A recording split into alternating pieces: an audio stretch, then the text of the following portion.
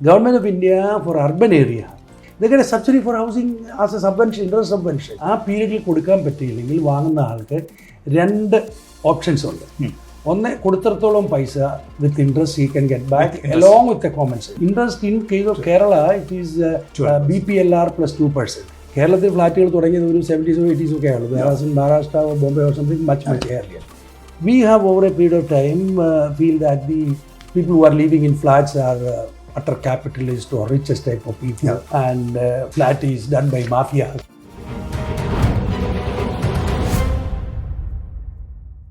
ഞാൻ CL ജോസ്. ഇന്ന് നമുക്ക് റൈറ്റ് ആംഗിളിൽ നിന്ന് വീണ്ടും ഒരു IAS തരം മിസ്റ്റർ PH കുര്യൻ IAS അവസാനമായി അഡീഷണൽ ചീഫ് സെക്രട്ടറി ആയിട്ട് റിട്ടയർ ചെയ്തു.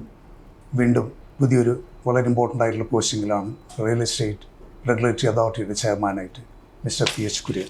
നമുക്ക് റിയൽ എസ്റ്റേറ്റ് RERD, അതായത് real estate regulations and development law, അത് വന്നതിൻ്റെ പിന്നിലുള്ളതായിട്ടുള്ള ഒരു ബാക്ക്ഗ്രൗണ്ട്, അതിൻ്റെ ആവശ്യം ഒന്ന് എക്സ്പ്ലെയിൻ ചെയ്യാൻ പറ്റും? അത് ഇന്ത്യയിലെ ഓർഗനൈസ്ഡ് റിയൽ എസ്റ്റേറ്റ് ഒരു 90s മുതൽ വളരെ ശക്തമായിട്ട് മുന്നോട്ട് പോയി. നമ്മൾ ഫ്ലാറ്റ്, വില്ല, ഓഫീസ് സ്പേസ്, അതായത് കൊമേഴ്ഷ്യൽ റിയൽ എസ്റ്റേറ്റ്, ഇത് നമ്മളുടെ ഈ ലിബറലൈസേഷൻ വന്നില്ലേ 91 കഴിഞ്ഞതിന് ശേഷം എക്കണോമി വളർന്നതിനൊപ്പം ഇത് വളരെ നല്ല ശക്തമായിട്ട് മുന്നോട്ട് വന്നു. നമ്മൾ ഇൻ്റർനാഷണലൈസ് ചെയ്തു, വളരെ മുന്നോട്ട് വന്നു. അപ്പോൾ ആ ഒരു 2 ഡീക്കേഡ്സ് കൊണ്ട് ഈ സെക്ടർ മുന്നോട്ട് വന്നെങ്കിലും അതിനെ റെഗുലേറ്റ് ചെയ്യാനൊരു നിയമമില്ല. അപ്പോൾ അതിനുള്ളിൽ തെറ്റായ പ്രവണതകളും സമയത്തിന് കൊടുക്കാതെയും ആളുകളെ വാങ്ങിച്ച് സമയത്തിന് അവർക്ക് പ്രോഡക്റ്റ് കൊടുക്കാതിരിക്കുക, പണിയാതിരിക്കുക, അങ്ങനെയുള്ള നമ്മൾ വളരെ കഴിഞ്ഞ ചീറ്റിങ്, കബളി, പിര ഇതൊക്കെ വന്നു. അപ്പോൾ അന്ന് ഈ സെക്ടറിനെ കവർ ചെയ്യുന്നത് നമ്മുടെ ഓർഡിനറി ലോസ് മാത്രമേ ഉള്ളൂ, സിവിൽ ലോസ് മാത്രമേ ഉള്ളൂ. അത് റിമീഡിയലാണ് ഇൻ നേച്ചർ. അതായത് ഈ പ്രശ്നം നമുക്ക് ഉണ്ടായി കഴിഞ്ഞതിന് ശേഷമുള്ള പരാതിയുള്ളൂ. ഇത് ഇങ്ങനെ ഒരു റിലേഷൻ വന്നപ്പോഴത്തേക്ക് this become curatory in nature. That the law is made in such a way that such things are reduced to the minimum. No. So it will not be the order of the day. Now you regulate it right from the beginning, right from the planning of that thing, planning of a project itself, it is regulated. So this is the first, let's say, advantage of this law, that these regulations will be sort of curative in nature. The authority will regulate it. So every state has to create an authority under this law, and the authority is empowered to regulate the real estate projects so that the problems will be much less. Even though something arises, it is curative. We can stop it. No. For example, if there is somebody not progressing, then everybody will know. So the most important features or the objectives or outcome altogether can be summarized as 3 T's. Okay. The trust, transparency and timely delivery in this sector. Okay. അപ്പോൾ അതൊന്ന് explain ചെയ്യാൻ പറ്റും? Trust എന്ന് പറഞ്ഞു കഴിഞ്ഞാൽ ഇങ്ങനെ കബളിപ്പീര് കൂടുതൽ നടക്കുമ്പോഴത്തേക്ക് home ബയറും ഡെവലപ്പറും തമ്മിൽ ട്രസ്റ്റ് ഇല്ലാതാകുന്നതാണല്ലോ. അവരുടെ ട്രസ്റ്റ് മെയിൻറ്റെയിൻ ചെയ്ത് പോകാമെന്ന് പറഞ്ഞു കഴിഞ്ഞാൽ അവർക്ക് അങ്ങോട്ടും ഇങ്ങോട്ടും ഒരു നല്ല വിശ്വാസത്തിൽ പോകും. അതിനകത്ത് കാര്യം എന്താണ്? അപ്പം ഞാൻ ഈ നിയമം അനുസരിച്ച് പ്രോജക്റ്റ് രജിസ്റ്റർ ചെയ്താൽ there is an offer that I will give it in this time. I will collect you money only with the progress of the project, link to the progress of the project, or whatever I have offered you I will obey എന്ന് പറയുന്ന ഒരു undertaking ആണ് ഒരു real estate project ഈ law അനുസരിച്ച് real estate regulatory അതോറിറ്റിയിൽ ചെയ്യുമ്പോൾ ആകുന്നത്.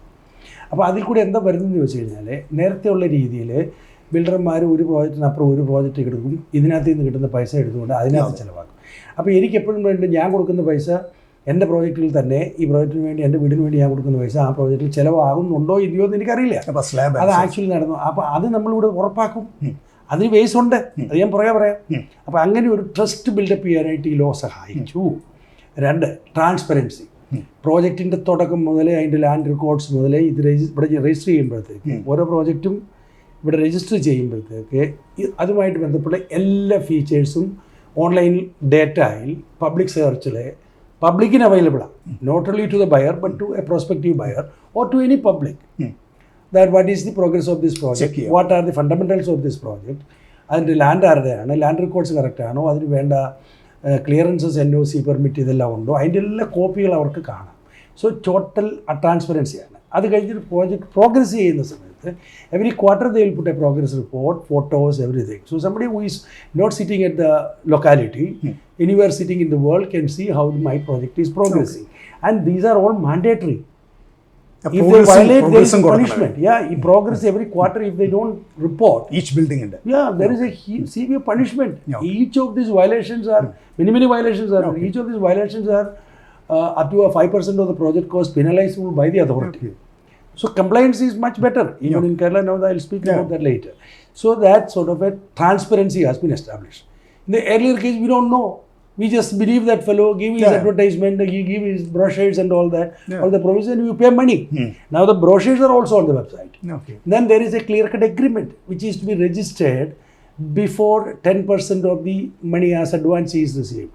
If up to 10% you don't have to. More than 10% money if you are receiving from a buyer, that has to be put in the form of a prescribed agreement. Start ചെയ്യുമ്പോൾ 10% കൂടുതൽ 10% കൂടുതൽ പൈസ വാങ്ങുന്നതിന് മുമ്പ് തന്നെ എഗ്രിമെന്റ് ഒരു prescribe format. പണ്ട് പലർക്കും പല എഗ്രിമെന്റ്, അതിനകത്ത് 1 സൈഡഡ് എഗ്രിമെന്റും ഒക്കെ ആയിരുന്നു. ഇന്ന് പ്രിസ്ക്രൈബ്ഡ് ലോയിൽ പ്രിസ്ക്രൈബ്ഡ് എഗ്രിമെന്റിൽ രജിസ്റ്റർ ചെയ്യാൻ വേണം, മാറാൻ പറ്റില്ല. അപ്പോൾ ആ ക്ലിയർ കട്ട് പ്രിസ്ക്രൈബ്ഡ് എഗ്രിമെന്റിൽ ചെയ്യും. അതിനകത്ത് ഇതെല്ലാം പറയും, എന്തൊക്കെയാണ് എൻ്റെ പ്രോജക്റ്റിൻ്റെ ഫീച്ചേഴ്സ്, അതിന് ഇന്ന രീതിയാണ്, എൻ്റെ ലാൻഡ് ഇന്നയാണെന്ന് ഇതെല്ലാം പറഞ്ഞിട്ട് ഞാൻ ഇന്ന രീതിയിൽ ഇത് ചെയ്യും. അപ്പോൾ അതിനകത്ത് സ്പെസിഫിക്കേഷൻ വരെ എല്ലാം അഗ്രിമെൻറ്റിൻ്റെ ഭാഗമായിട്ടുണ്ട്. എന്ത് മെറ്റീരിയൽ യൂസ് ചെയ്യും, ക്വാളിറ്റി ഓഫ് ദറ്റ് മെറ്റീരിയൽ, എല്ലാ സാധനവും വരും. അത് കണ്ടിട്ടാണ് നമ്മൾ എഗ്രി ചെയ്യുന്നത്. അതിനകത്ത് നമ്മുടെ പേയ്മെൻറ്റ് ഷെഡ്യൂളുണ്ട്, ഏതൊക്കെ സമയത്ത് എങ്ങനെയാണ് പേയ്മെൻറ്റ് ചെയ്യുന്നത്. Generally it is actually linked with the progress. 10%, 20%, 30%, 40%. ആ പ്രോഗ്രസ് നമുക്ക് ക്വാർട്ടർലി കാണാൻ പറ്റും. അതനുസരിച്ച് പൈസ വാങ്ങാൻ പറ്റുള്ളൂ. അതാണ് നിയമം. അതുപോലെ തന്നെ ഈ concept of the super built-up area is all gone away from this law. Only the carpet area can put in the wall to wall. ആ കാർപ്പറ്റ് ഏരിയയിലെ റേറ്റ് നിങ്ങൾക്ക് പ്രിസ്ക്രൈബ് ചെയ്യാൻ പറ്റും. അഗ്രിമെന്റിനകത്ത് അതിൻ്റെ താഴെ എഴുതിയിട്ടുണ്ട് എങ്ങനെയാണ് ഈ പ്രൈസ് അറൈവ് ചെയ്യുന്നത്. അതിനകത്ത് മറ്റ് നിങ്ങളുടെ കോമൺ ഏരിയ ഒക്കെ വരുന്നില്ലേ, സൂപ്പർ ബിൽട്ടപ്പില് ആ ഏരിയ ഒക്കെ ഇത്രമാത്രം കോൺസ്റ്റിറ്റ്യൂട്ട് ചെയ്യേണ്ടതുണ്ട് അവർക്ക് പറയാം. പക്ഷേ pricing carpet area based pricing and that cannot be changed also without mutual consent. അപ്പോൾ മ്യൂച്വൽ കൺസെപ്റ്റ് എന്ന് പറഞ്ഞാൽ ഒരു 100 പേര് ബയേഴ്സ് ഉണ്ടെങ്കിൽ 100 പേര് എഗ്രി ചെയ്യാൻ റേറ്റ് മാറ്റാൻ പറ്റുള്ളൂ. അപ്പോൾ അങ്ങനെയുള്ള ഇഷ്യൂ. അപ്പോൾ അതുകൊണ്ട് ആ ട്രസ്റ്റും വന്നു, ഈ പറഞ്ഞ ട്രാൻസ്പാരൻസി. പിന്നെ ടൈംലി ഡെലിവറിയുടെ ജനറലി ഞാൻ പറയുന്നത്, ടൈംലി ഡെലിവറിക്ക് നമ്മളിവിടെ രജിസ്റ്റർ ചെയ്യുമ്പോൾ he is giving an affidavit to us in Form 1, which is actually part of the rule. അതിനകത്ത് Form B എന്ന് പറഞ്ഞ ഒരു ഫോമിനകത്ത് അവരൊരു അഫിഡാവിറ്റ് തരികയാണ്, ഞാൻ ഇന്ന ദിവസം ഇത് കൊടുത്തോളാം.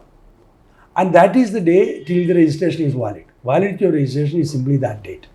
അത് നമ്മൾ ആരും പറയുന്നില്ല എത്ര വേണം. Somebody can keep it 2 years, can keep it 3 years. അതിനപ്പുറം അവർക്ക് ആർക്കും ഓഫർ ചെയ്യാൻ പറ്റില്ല. അതിനപ്പുറം പോയി കഴിഞ്ഞാൽ there is a default in the law. What is the default? Default എന്ന് പറയുന്നത് ആ പീരീഡിൽ കൊടുക്കാൻ പറ്റിയില്ലെങ്കിൽ വാങ്ങുന്ന ആൾക്ക് 2 ഓപ്ഷൻസ് ഉണ്ട്. ഒന്ന്, കൊടുത്തിടത്തോളം പൈസ with interest he can get back along with a compensation. How much interest? Return of money. Interest in case of Kerala it is BPLR plus 2%. BPLR of SBI. Basic prime lending rate plus 2%. Today it is around 16.8% വരും, 14.8. In many states it is MCLR plus 2%, but there is a difference of around 4%. Kerala is very high. Kerala government has a rate prescribed here. ഇപ്പോൾ മാറിയിട്ടുണ്ടായിരിക്കും ചിലപ്പോൾ. ഇപ്പോൾ BPLR plus 2% ആണ്. അത് ഒരു option. You return of the money paid along with this rate of interest, simple interest.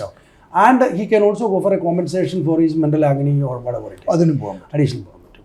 അതുകൂടാതെ if you want to continue with the project, you will get a delay interest from the promised date to till handing over. You get at the same rate for all the money you paid till that time. You get an interest, which is a heavy penalty on the person. Real penalty. So that ensures that in majority of the cases on-time delivery happens. Because if there is a failure, it's too prohibitive. Rates are too prohibitive. Very high rate. That this is why timely delivery ensures. So I simply, in a very simple manner, I said that the trust, transparency, and then the other thing comes along with that trust. How will come? The real estate developer company or his entity become much more professional.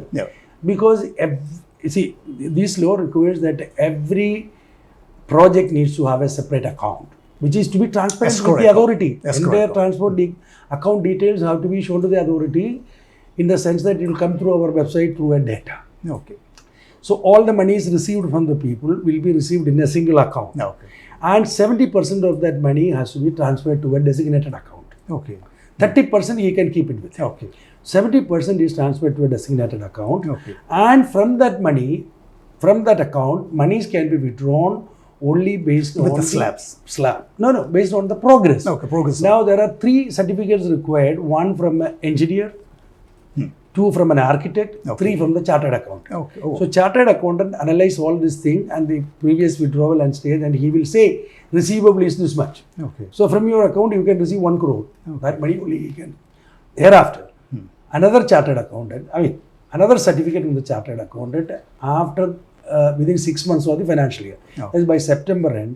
Another chartered accountant see whether this is enforced or not. Too strict. How much money has come? He will report to us. Okay. He will give a certificate to us. How much money has been received? How much have been transferred to 70% account? How much of it has been withdrawn?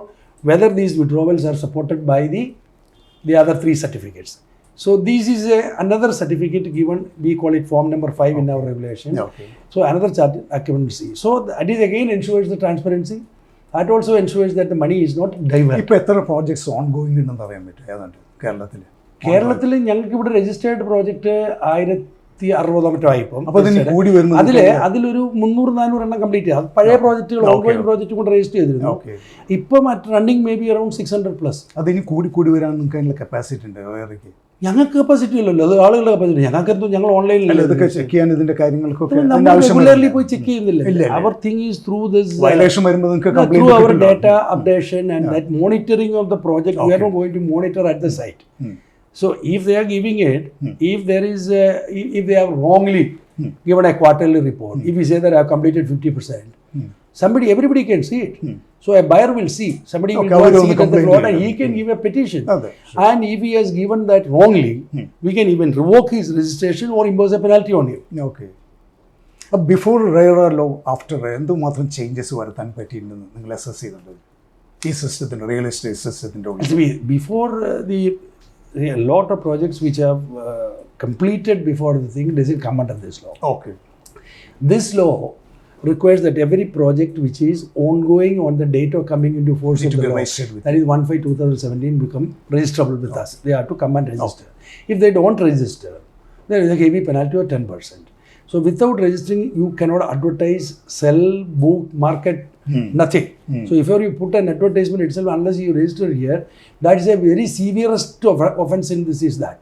Okay. Severest offence in the sense that 10% of the penalty can be up to 10%. If he doesn't pay with the penalty, hefty. You can prosecute him. Okay. And there is a criminal offence which is 3 years of imprisonment and fine. So that is the severest section. So every project, before doing any marketing, selling or anything has to be registered with it. That is where it starts. The regulation starts there. നമുക്കൊരു flat culture ഇപ്പോഴും നമുക്ക് establish ആയിട്ടില്ല കേരളത്തിൽ, മറ്റുള്ള മഹാരാഷ്ട്ര, ബോംബെ മാതിരി. അത് വരികയാണെങ്കിൽ കുറച്ചുകൂടി ബെനിഫിറ്റ്സ് ഉണ്ടാവില്ല. What you feel? അല്ല, അത് ഡെഫിനറ്റ്ലി ആവശ്യമാണ്. അതിപ്പോൾ കേരളത്തിൻ്റെ ഒരു cultural ethos and the type of practices that we have. And you say there is a lot of things have to be said about that thing. കേരളത്തിൽ ഫ്ലാറ്റുകൾ തുടങ്ങിയത് ഒരു 70s or 80s ഒക്കെ ആയുള്ളൂ. Whereas in Maharashtra or Bombay or something much earlier. So those days they were much less. Now it is increasing. Demand for flats are increasing. At present, Kerala, I think, looking at the registration figure and the delivery figure, we have maybe a 5,000 numbers of flats, and the last 5,000 to 6,000 is the rate. When compared to Maharashtra or something, which is a very, very small fraction. But in Kerala, of course, there is a housing saturation. A lot of people have already houses and a lot of houses are empty. People are moving away from this. There are a lot of such market fields are there. We have an excess housing. 2016 or 17, the planning board has done a survey and they found that there are 11 lakh houses. I don't believe that, but there is a survey which is available with the planning board at that time. There may be a lakhs of houses. And that is because our NRIs buy and keep it and they don't come and stay. There would be so many reasons. I think that happens even in other places. People are buying it as an investment. A lot of people buy this real estate flat as an investment. They keep it and want to sell it at a higher rate. Sort of parking money. And they feel that the prices will go up and a better return investment. That feeling is also there. So all those factors are there. But Kerala's basic problem is not that. We have over a period of time feel that the people who are living in flats are, utter capitalist or richest type of people. And flat is done by mafias, real estate mafias. These are the type of thing. And where you don't independently own a land. Kerala, with our land reform time onwards, we have a feeling that everybody should own a land. Even today, the governmental policy is that everybody should own a land. Now, food, clothing and shelter is the essential requirement of a man. In Hindi, we call it roti, kapda, makan. When it comes to Kerala, you need roti, kapda, makan and a land. So that become an essential requirement. This is our value system. You and me are not responsible. It is the way it has come. So the UDF government, previous UDF government said that they have a motto, Kerala. That means everybody should have own a land. The present government, everybody says that everybody should have a land. And when you have a land and a house, and that is the norm, have an independent houses. Look at Kerala historically. Kerala is only places where people don't habit in a small habitat. A village habitat and rest of agricultural land. We have for millennia have been living in our own farmhouse. Everybody has a house. This is the culture. Land in the price deposit industry. That land price has gone up because of this need for housing and everybody owns a land. Now, flat comes in, you own only an undivided share of that land. It doesn't mean you have a transferable property. Now, the new generation, I think, would go for they don't want a land. They want a house. So, we need to move from this roti kapda makan plus jami to roti kapda makan. Shelter is enough. That is the way new generation comes up. So, I see the changes in the new generation people now going for a flat. And they don't require such elaborate houses. Now, when you have a 5 cents of land, you do a 1,500 square feet house, even an ordinary person. But when you buy a flat, in Kerala now there are very few flats which has less than 500 square feet. So unless it is around 700, 800, there is no sale. Whereas in Mumbai, 300 square feet is a crore worth and 500 is a very decent thing. So that is the type of culture that we need to change if the real estate industry and the 500 is a super built 100 houses, 500 square feet super built. That's the culture we need to go. But this is a cultural aspect which through policy changes and social engineering we need to develop it. And a lot of people say that, I mean that's one way of saying, it's my way of saying is that the going into vertical structures, they say it is all environmentally very bad, ecologically bad. Now ecology is an overall thing. Ecology is not on that particular site alone. Now, if you go into a vertical housing, into a flat, you consume at least 40% less of material. So that material comes from our quarries that destroys the environment anywhere. The transporting, all that will come. Cement. Cement. So the overall ecological impact in a flat is much less than individual houses. In terms of the overall, if you take. Now the type of ground coverage.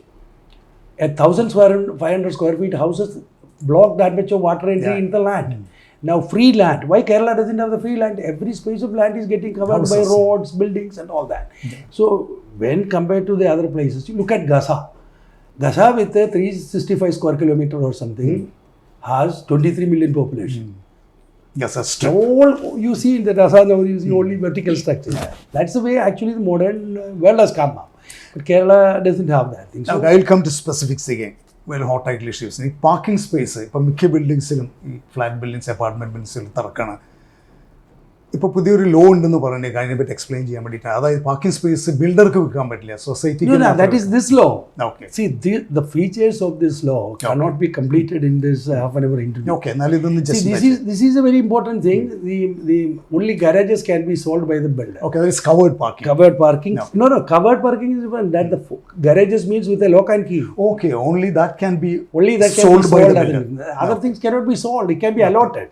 So the type of platting, the thing that you see below the building, the grounds and all that underground, they cannot be sold. It used to be the practice. Now they cannot be sold. You can allot. You can offer. You can offer that I will give you a parking. I can give you a parking. That is offered and that can be allotted also. But the price of that thing is not, you can add. You can load that in fact. You can load that. Don't say that in the agreement you can say your parking would cost this much money. But I am not selling you. I am selling only this thing. That is only saleable under this law. So you can say this common areas like parking and all that. ഈ Suppose I say നടക്കണം. that per square feet is 8,000 rupees. You see that actual construction of this thing cost you 5,000 rupees. 3,000 rupees are your common areas, your gym, your club house, your parking, your access roads, all that infrastructure, common thing development is costing 3,000 to make him understand. വേറൊരു issue ഇതേമാതിരി വേറെ സ്പെസിഫിക്സിലേക്ക് പോകുകയാണെങ്കിൽ maintenance charges collect ചെയ്യുന്ന സൊസൈറ്റീസാണ് ഇതിൻ്റെ റേറയിൽ പറഞ്ഞ കാര്യമൊന്നും എന്നാലും ഒരു വ്യൂ അതായത് ഏത് സ്പേസ് അനുസരിച്ചാണോ യൂണിറ്റ് അനുസരിച്ചാണോ ചിലർക്ക് RERA law ഇല്ല അത് പറയുന്നത്. RERA law only requires that after the 50% of sale, 50% allotment of flats happens, he should facilitate the formation of an association. And association under the local laws. It could be Registration Act or Apartment Ownership Act or whatever way. That's all the law says. And then the association has a right to get all the common areas into their name and in their possession. That is what the law. So association is a legal entity under this law who has the right to own and possess the common area. So common area is not saleable by the builder. So all this common area including parking and all that possession will come to the association. The maintenance and management of these things is covered under the Apartment Ownership Act. 1973 in Kerala, 1973 there is Apartment Ownership Act. But that act is not elaborate enough to explain all this. So there is a need to make that act amendment.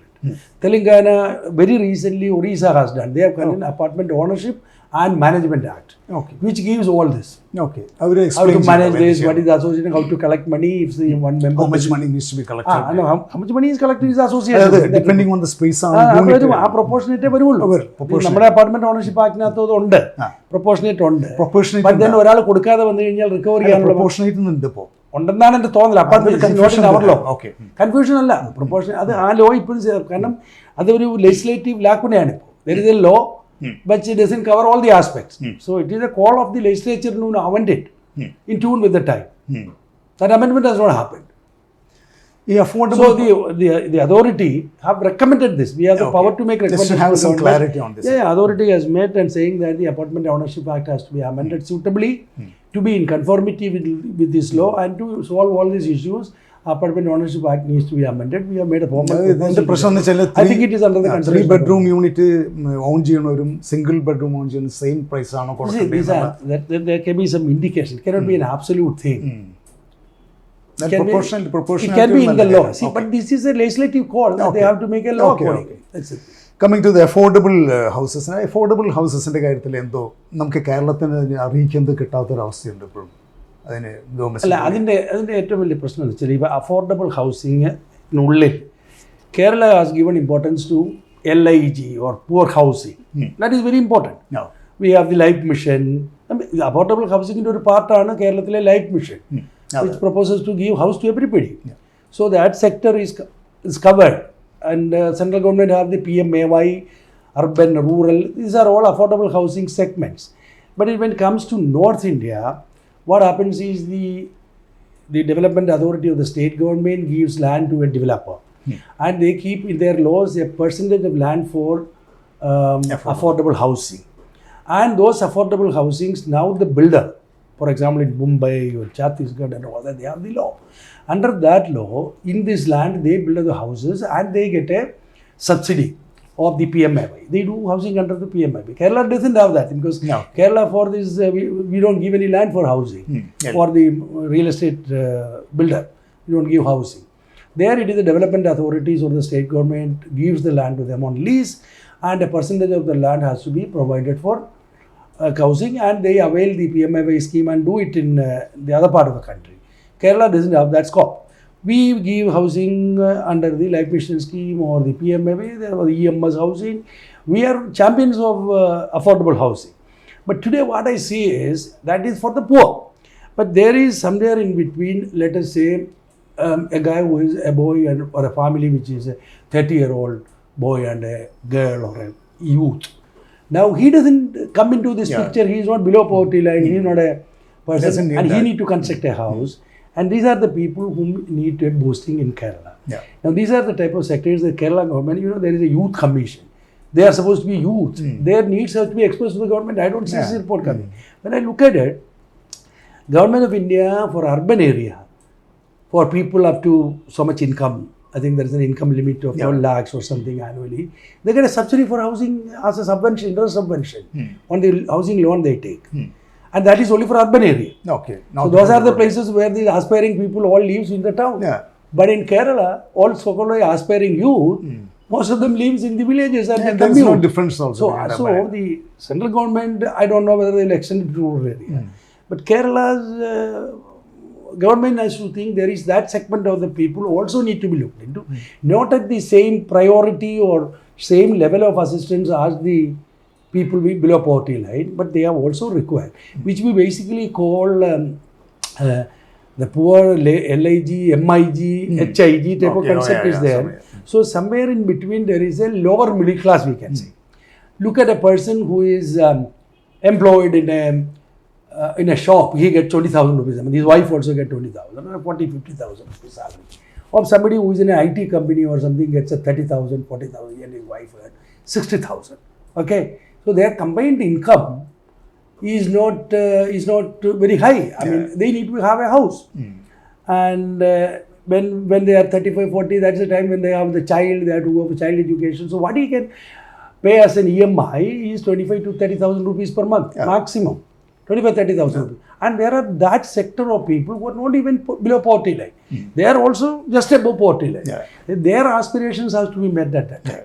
Now for them there is some sort of a support is required from government, and whether it is in rural area or something, give them some intervention or something where this thing is possible. But in the given Kerala culture, nobody would like to have a house less than 1,000 independent house, 5 cents of land worth 25 lakhs or 20 to 15 lakhs. You buy a land and then you construct a, when it's an independent house, it goes to 1,000, 1,200 square feet. Okay. Again, so that is a sector which they cannot afford. That is the sector who would require what you call as affordable housing even in rural areas.